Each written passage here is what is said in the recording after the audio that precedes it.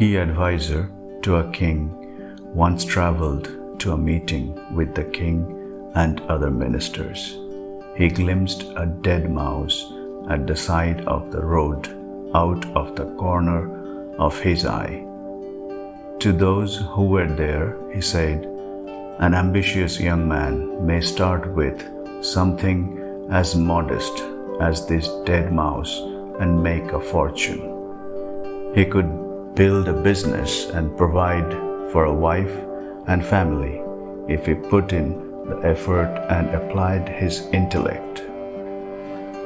A bystander overheard the comment. Knowing that this man was a renowned advisor to the king, he made the decision to do what he said. He carried the dead mouse away by the tail after picking it up. As fate would have it, a store owner stopped him before he had even gone a block. He stated, "All morning my cat has been bothering me. I'll pay you 2 copper pennies for that mouse." So the deal was done. He purchased delicious cakes with the copper coins, along with some water, and waited by the side of the road. He anticipated that some of the individuals who collected flowers for garlands would be leaving for work. They all agreed to purchase delicious cakes and water for the price of a bouquet of flowers from each of them, since they were all hungry and thirsty. The man went around the city in the evening selling flowers. The next day, he returned to sell more cakes to the flower pickers after purchasing more cakes with some of the money he made from selling flowers. This continued for some time, until one day there was a tremendous storm with torrential rain and strong gusts. He noticed that several tree limbs had been blown off and were falling all around him while he was passing through the king's pleasure garden. In exchange for being allowed to retain the branches, he pledged to clean them all away for the king's gardener. The lazy gardener agreed to this deal. The man discovered some children playing and having fun at the park across the street. For the price of just 1 cake for each child, they were happy to pick up all the branches from the garden. The king's potter, who was constantly looking for fuel for his glazing oven, came along. He gave the man a good price for the stacks of wood that the kids had just gathered. He also included a few of his pots in the deal. The man started a coffee shop with the money he made from selling the flowers and firewood. On their way into town one day, all of the local lawn mowers stopped at his business. He provided them with complimentary beverages and sweets. He shocked them with his generosity, so they inquired about what they might provide. He stated that they had nothing to do at the moment, but would be informed later. He learned that a horse trader was arriving in the city with 500 horses to sell a week later. He thus made contact with the lawn mowers and instructed each of them to deliver a bundle of grass to him. He instructed them not to sell any grass to the horse trader until he had sold his own. He received a very good price in this way. It took some time before he learned that a new ship from a foreign nation had just anchored in the harbor from some of his clients in his coffee store. He believed that this was the chance he had been looking for. He kept thinking until he had a strong business idea.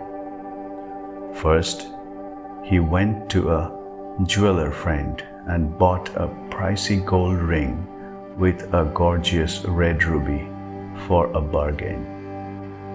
He was aware that the foreign ship came from a nation without its own rubies and where gold was also pricey. As an advance commission, he offered the magnificent ring to the ship's captain. The captain agreed to refer all of his passengers to him as a broker in exchange for this commission. He would then direct them to the city's top stores.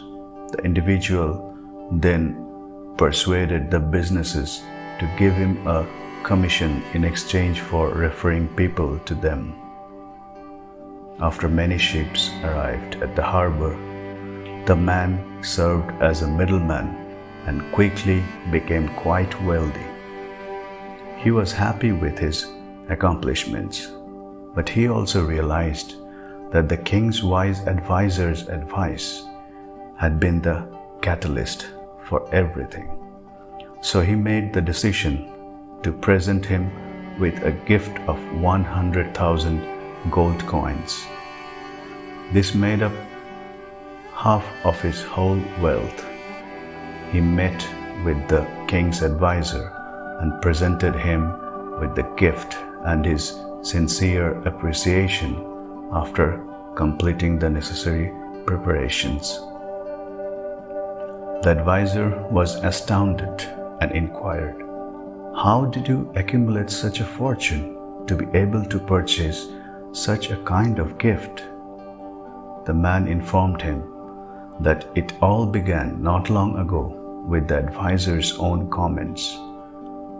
They had brought him across a dead mouse, a ravenous cat, tasty cakes, bouquets of flowers, storm-damaged tree limbs, kids playing in the park, the king's potter, a snack bar, enough grass for 500 horses, a precious ruby ring, successful business connections, and eventually a huge wealth. The royal advisor reflected after hearing all of this. Losing the skills of a man with such a strong work ethic would not be beneficial. I am also quite wealthy, and my only daughter is my beloved child. He is single and should marry my daughter. Then he will be able to inherit both his own fortune and mine, and my daughter will be properly taken care of. All of this happened, and after the wise counselor passed away, the person who had heeded his counsel became the richest man in the city. He was given the role of advisor by the monarch.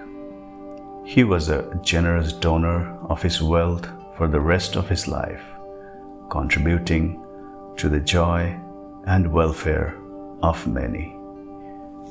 You see, in your life, today is the best day to start working towards achieving your dream. Life has many opportunities for us to acquire wealth. It is on us to be able to recognize that opportunity and grab it with both hands.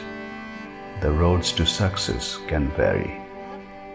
With consistency, you will achieve success. The beginning might be small, but with time, your wealth will grow exponentially, like a snowball. Make life easy. Be happy, always.